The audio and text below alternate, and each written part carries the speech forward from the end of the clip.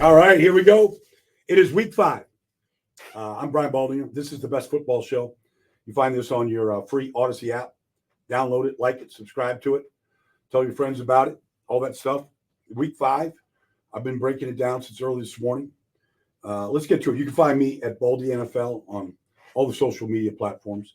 I'm posting stuff on Twitter all day, along with Instagram, some YouTube, just all over. Anyways, let's get to it. Let's start with London. Start with the game in London. Jets lose 23-17.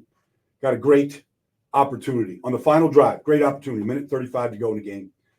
They could not get the ball beyond Brian Flores' Viking defense all afternoon. Not one time, not once did he get the ball over the top of the heads of the Minnesota Vikings until minute 35 to go in the game.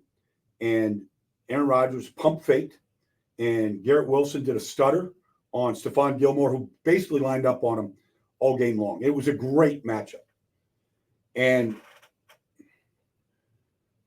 Garrett Wilson got behind Stephon Gilmore. It's a touchdown. If Aaron puts it in the right spot, it's a touchdown. It's a walk-in touchdown. They go up 24-23, provided they make the extra point.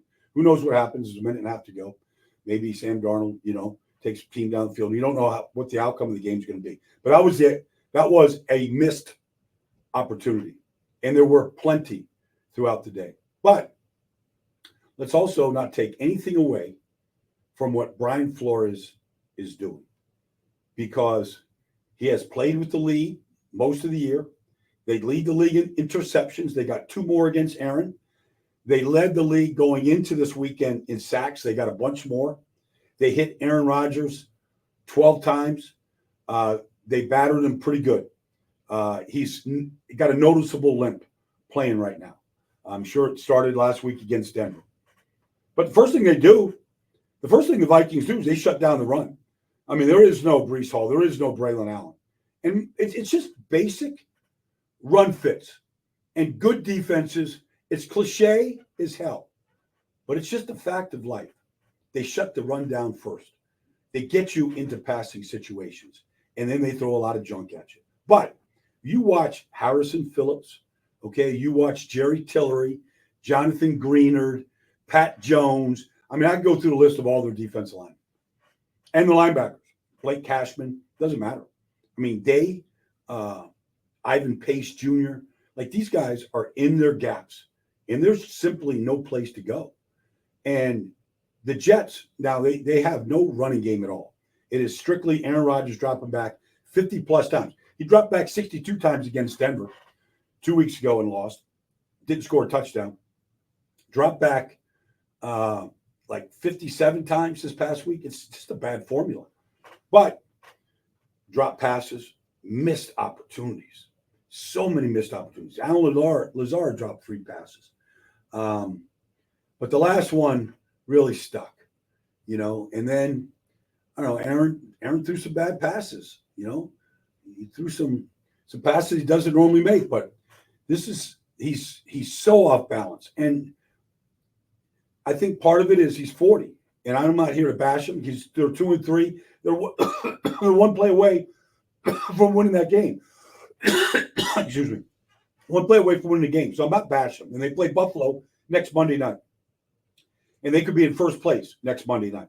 So I'm not here to bash them. It's only first week in October. But, I mean, they're really, Aaron is, let's face it, he's not MVP Aaron right now. He just isn't. All right? And so I don't know what the last throw of the game was, because they still had a chance. After the missed throw to Stephon Gilmore, the very next play, they hit Garrett Wilson it was his 22nd target. There was an unbelievable day that he had. I mean, they fed Garrett Wilson, I think, at the expense of, missing some open receivers. But okay. But even after that, they get a first down. They're driving. I don't know what Aaron was doing on that throw. Michael Williams to Stephon Gilmore. Like the throw, I don't know if he thought Williams was going to go inside. I don't know. I'm not sure if he was going to stop.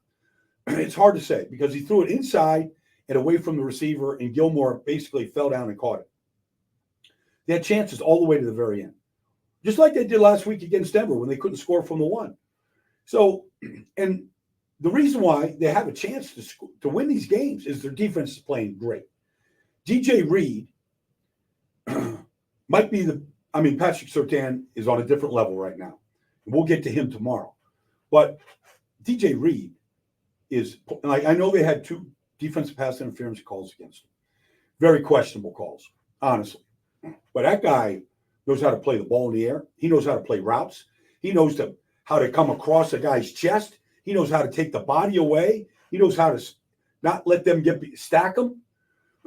He might be playing as well as any corner in the league. And then you look at what Quincy Williams is doing, what the defensive front did. They played very, very good football. It's the worst the Vikings offense looked all year. The Jets had chances. Let's go to the other New York team who had to go to Seattle without Motor Singletary and without Malik Neighbors. And what they do, they played the most complete game I've seen them play in 2 years. And that's not hyperbole. I'm not making this up.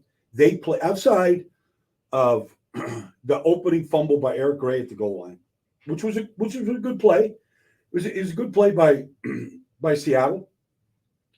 Right there, you get a forced fumble. You get Rashad Jenkins goes 102 yards. The referees were completely confused. They didn't see the fumble. They didn't see the pickup. They're behind the offense. They didn't see it. But the whistle didn't blow. And fortunately, Rashad Jenkins just kept going, 102 yards. So they fall behind 7-0. Man, this Tyrone Tracy Jr., their 5th-round pick out of Purdue, what a player he is. Averaged 7.2 yards a carry. And let's face it, this guy was a wide receiver at Purdue, a big wide receiver, converted to running back last year, 2023, drafted by the Giants as a running back. No Motor Singletary. Okay, they start Eric Gray. He had a couple runs, a couple screens. Tyrone Tracy took this game over. And let's face it, for the 3rd week in a row, the offensive line, and let's give them all credit. Andrew Thomas, John Runyon, John Michael Schmitz, Greg Van Roten, and Jermaine Illuminar. They played great. They played great in the run game. They protected the quarterback, and the quarterback made a lot of great plays. And in this game, as opposed to the loss to Dallas 10 days prior, he hit his deep shots. He had a deep shot to Darius Slayton. He had a 30-yard touchdown on a deep over to Darius Slayton. He hit his deep shots, and they needed those. And then defensively, let's face it, they spent a 2nd-round pick on Tyler Nubin, okay, out of Minnesota. Everybody watched that kid. Anybody that studied that kid said he was a borderline 1st-round pick. He led the team in tackles. He recovered a fumble. He made plays in the backfield. He was great. Andrew Phillips, okay, another draft pick, 3rd round. He was in the slot. He played great. I thought Deonte Banks, especially against DK Metcalf, might have played his finest game. So the secondary played very well. They didn't get the ball. Geno Smith did not get any deep shots. They stuffed the run. Kenneth Walker, 3 sticks, is a great player. Zach Charbonnet is a good number 2 back. They had nothing in the run game. And then Shane Bowen, the defense coordinator, he's kind of really figuring out his personnel right now. Dexter Lawrence, this team has 22 sacks. It's not just all pass rush. Some of it is scheme. Some of it is blitz concepts. He's really figuring his personnel out. Dexter Lawrence right now is in he's in a category all by himself when it comes to nose tackles. He's got 6 sacks. He's a dominant player, plays a lot of snaps. He got him one-on-one, okay, 5 rushers. Connor Williams has to block him one-on-one, couldn't do it. 3rd down, here comes Dexter, sack, punt. Brian Burns is showing up. Kayvon Thibodeau is showing up. Davidson is showing up. Micah McFadden. This group, it played very, very well together. Most complete win. That must have been one hell of a ride home by the Giants, honestly. That must have been one heck of a ride home. That's the longest ride in the NFL, airplane ride. You go Seattle to Newark Airport. That's a long ride. That's 5.5, maybe 6 hours. But when you win like that, you feel like anything is possible. You can beat anybody. That's a tough place to play. They had that crowd quiet and complete control of that game. All right, let's go to Chicago. Chicago beat up on Carolina. But let's face it. The days of the Chicago Bears playing offense in the mud is over. They're drag racing down the Rhine Expressway right now. Let's face it. The balls, they are attacking. And Caleb is getting better. Now, the offensive line, playing better. Matt Pryor's come in, giving them 2 really good games at guard. Tevin Jenkins back in there. Darnell Wright, getting healthier, stronger, starting to look like that kid they drafted in the first round out of Tennessee. They played well. The tight ends are blocking good. DeAndre Swift is running it well. Got a big screen pass, 50-something yards down the field. But look at this. Look at a couple drives. Look at the opening touchdown to DJ Moore.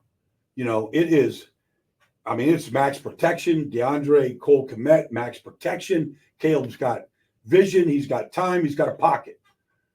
And they're running these freaking deep crossers down the field. And here comes DJ Moore left to right. And Caleb put it right on. Now, I'm sure they said, all right, DJ Moore drafted by the Carolina Panthers, kind of given up by Carolina, traded for to Chicago. I'm sure he wanted to play well against his old team. Not that there's many guys left. There isn't, but still. He wore that uniform for the first couple of years of his career. All right, he scores the first one. The thing that really opened my eyes, though, they get the ball with 55 seconds to go in the game. They're in complete control of the game. I think it's 21-7. First down. They 5 plays, they go 62 yards and a touchdown. I think second down and 8. Caleb, 3-step drop, shotgun, hitch step, hits Cole Kmet for 30, like in a hole. Like it's beautiful football. Hitch and throw. And it's just a line drive to Cole Kmet. And then they get down to the 30 and they motion Kmet across the formation. And they got a 3-receiver side to one side. And there's 30 seconds to go in the half. They've gone to the 30 in 25 seconds. Caleb, I don't know how many quarterbacks in Chicago there have been, but not many could move a safety the way Caleb Williams does on this touchdown throw before the half to DJ Moore. He simply looks right hard to his 3-receiver side. And Xavier Woods is the free safety, and he's rotating to the middle of the field. Meanwhile, Caleb knows he's got DJ Moore on a bang 8 on the backside. And all he's doing is just buying time, trusting his protection, which he did last week and he did this week. He's staying in the pocket and he's winning from the pocket. And he hit that bang 8 to DJ Moore. And the Bears went 62 yards in 5 plays in about 40 seconds. I mean, this is a different offense. It's getting better. It's getting a lot better. They go to London this week and then a big showdown in D.C., all right, against Jaden Daniels, which is going to be a lot of fun. Let's get to the Sunday night game. I don't know how long the delay was. I was in the airport being delayed by a flight myself. Let's face it, Dak throws a red zone interception.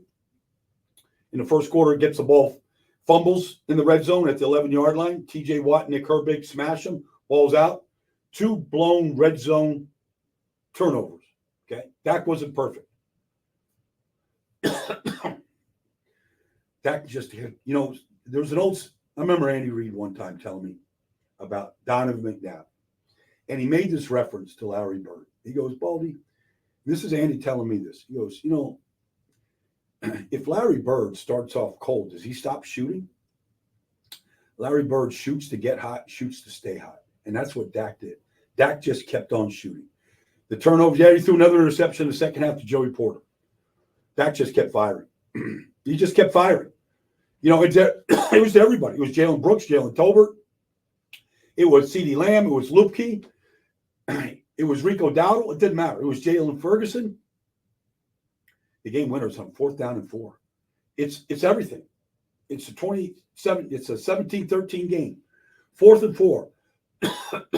3 turnovers by Dak. He just kept firing. And he buys a little bit of time, and he hits Jalen Tolbert for the game winner.